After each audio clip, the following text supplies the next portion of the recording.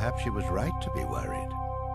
There's an enormous potential market there for humanoid-type robots to help around the home, subject to the robot being somehow subservient.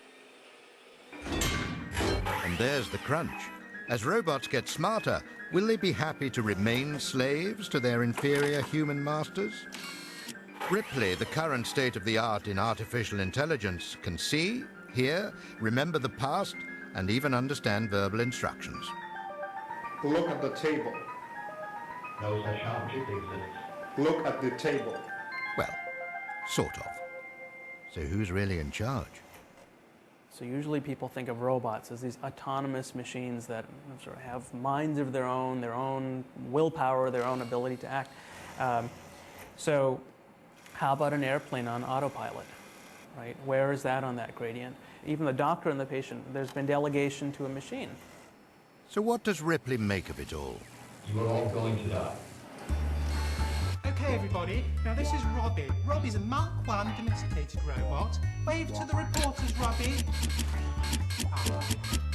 Even in our very own homes, we may not be safe from the next generation of androids. Any questions? Doctor, what size fuse did you use to bring your creation to life? Well, we use the 13-amp fuse because we're very safety conscious around here. Soon, no house will be complete without its very own home help robot, designed to relieve the burden of humdrum domestic chores.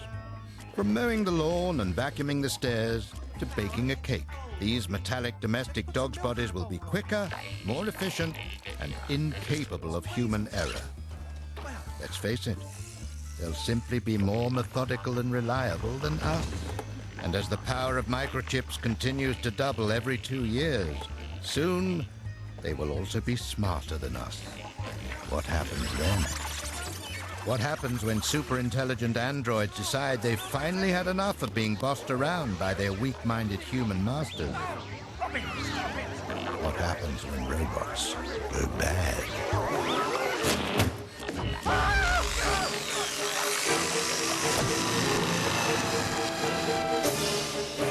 It'll be the end of civilization as we know it.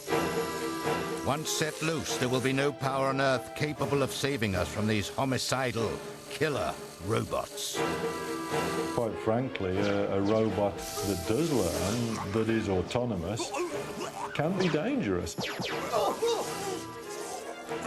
Just to say, well, it's been okay up to now, we've not had a robot that's gone mutantly around the world killing people, therefore it's never going to happen. I think that's very irresponsible. It's the stuff of nightmares.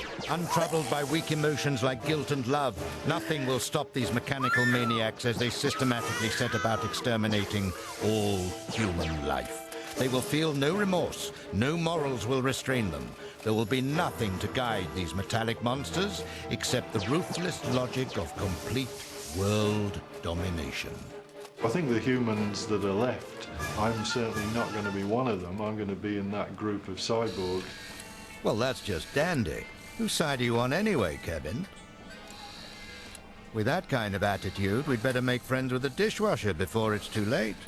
I'll have a WD-40, a 3-in-1 motor oil, a packet of nuts, and a bag of bolts.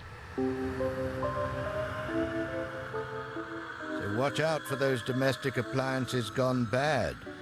Of course, the source of global destruction may be less newfangled. Fingers in ears, there's about to be one almighty explosion.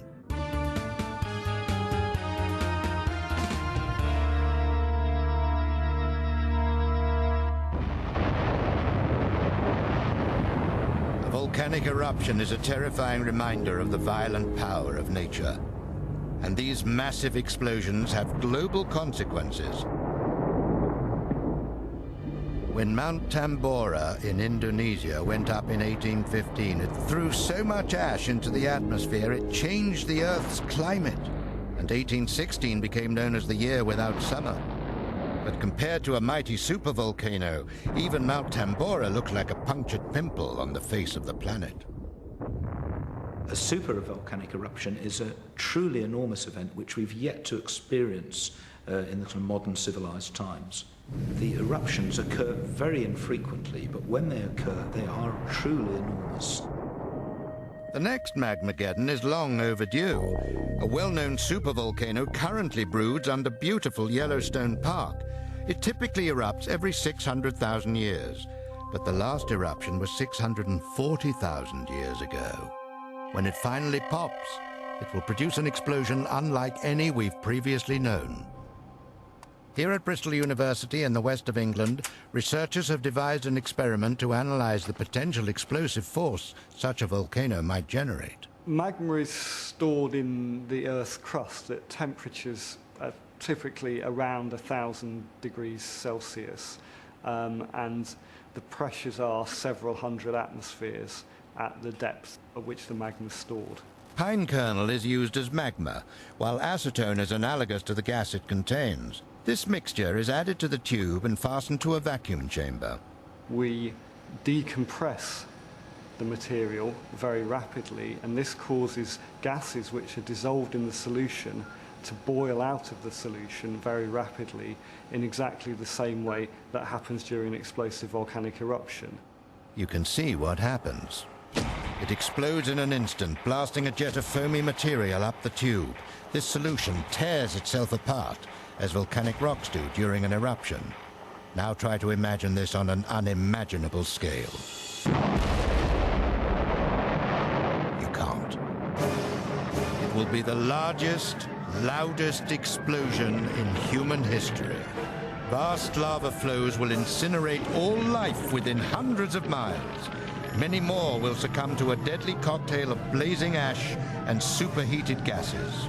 The ash is poisonous to humans and animals. It kills vegetation by sticking to plant surfaces.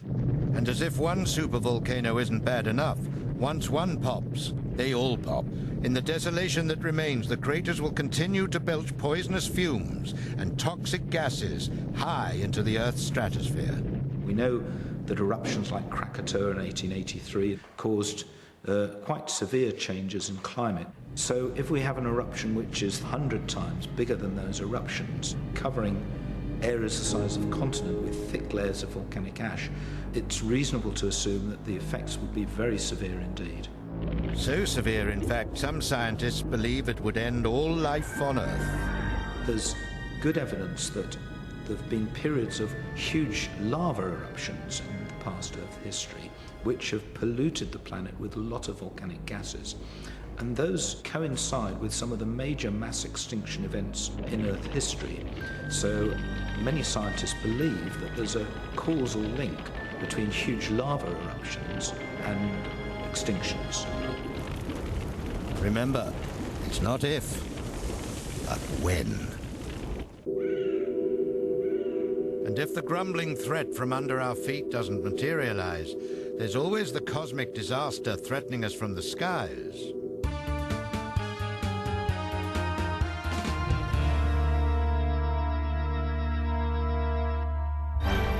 It's the basic plot of so many 1950s B-movies. A fleet of hostile flying saucers emerges from outer space carrying hostile alien beings hell-bent on annihilating humans. But before you dismiss this prospect as a paranoid fantasy or a case of Cold War jitters, consider the facts. We got hundreds of billions of stars in our Milky Way, and in 1900 we thought that was the entire universe. But by the 1920s, people had realized that these little smudges that they could see through their telescopes weren't just things that were relatively nearby. These were other Milky Ways, if you will, other galaxies.